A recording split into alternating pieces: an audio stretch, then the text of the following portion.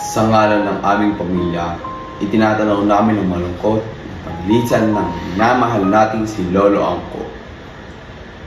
Ang kanyang pagkawala ay nagdudulot ng pangungulila at lungkot sa ating lahat. Si Lolo Angko ay hindi lamang isang tao na may mabuting puso, kundi isang haligi ng aming pamilya. Palaging nakangiti at puno ng pagmamahal sa bawat isa sa aming pamilya. Ang kanyang mga kwento at gabay ay hindi lamang nagbibigay ng direksyon, kundi naglalaman din ng mga halaga at aral na magiging yaman namin sa hinaharap. Si Lolo Angko ay nagsilbing huwaran sa kanyang tiyaga at dedikasyon sa pamilya. Hindi siya nag-atubiling magbigay ng sakripisyo para sa maayos na kinabukasan ng bawat miyembro ng pamilya. Ang kanyang mga pangarap para sa aming lahat ay nagbigay inspirasyon sa kanya sa harap ng mga pagsubok ng buhay.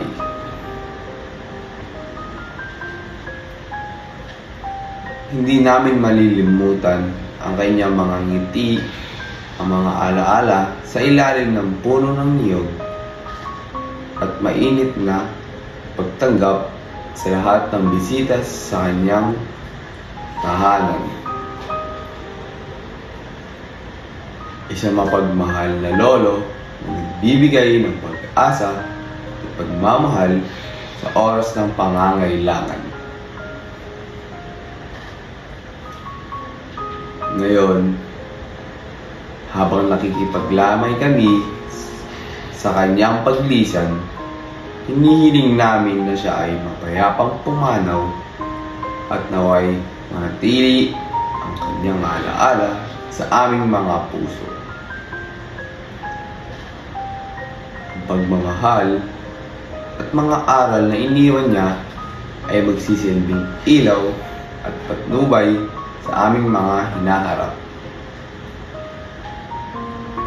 Siya ay aming inidolo sa lahat ng kanyang ginawa dahil isa siyang mabuting lolo na patuloy kaming ginagabayan.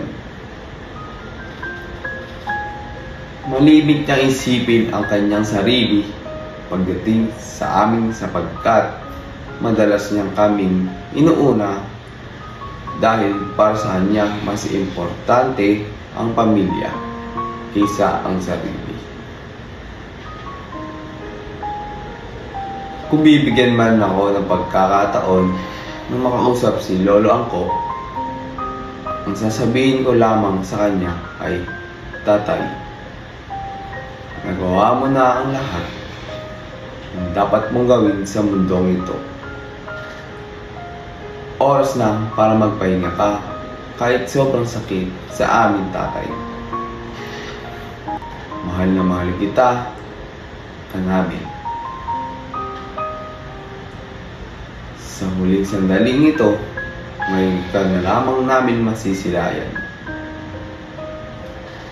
Paalam, Lolo Angko. Maraming salamat sa iyong mga pagmamahal, aral, at mga masasayang alaala. Ipinipangako namin na ang iyong alaala ay mananatili habang patuloy namin tinatatahakin ang aming mga buhay.